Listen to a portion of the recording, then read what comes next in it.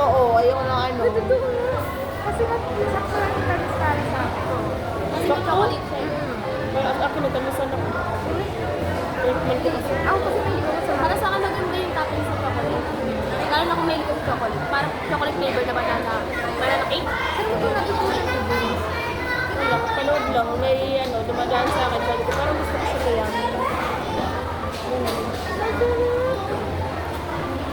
Pero pa siya, masarap yung combination ng chocolate. Sa akin. Yay!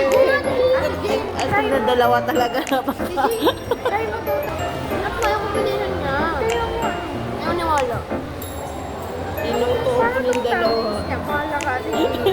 Sige mo, tumawa. Tulong to guys. Pero ano, lasa ko yung sabi hindi. Nasa ko. Uy, nalasa.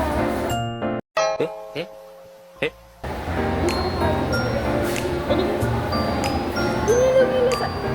Yung ano, kulay brown na banana cake. Yung nakakala. Alam mo ba siya? Yung mahaba. Wala nasa saging. Nalasahan ko nga. Hindi yung matundan. Sa kanya daw hindi. Bakit yung matundan? Instead mo yung sa akin yung chocolate. Sa akin nag-blend. Parami nga yung chocolate. Oo, mas marami. Pero nararamdaman ko pa rin may saging.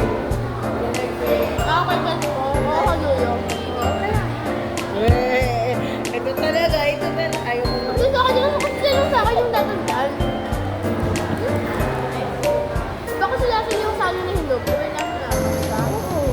Hindi yung ano, yung saging na... Basta ang nilagay ko dyan, hindi ko alam kung anong saging yun. Basta saging siya sa pang hinog na hinog. Kaya pala gusto ko nila sabi ko. Kasi ba, may kakulit ka lang. Mas marami na. Kundi na wala chocolate. Pero pag gusto mo ng ano, Pag binenta mo talaga ito, dapat yung chocolate na. Tama yun. Oo. Kasi miss nag-add sa kayo yung flake with chocolate. Diba sabi ko, oh, hindi mo na nasabi banana. Kasi nag-gusto yung flake with chocolate. Naparami kasi. Pero ano yung nasa gitna? Chocolate din top? Oo. Ayun.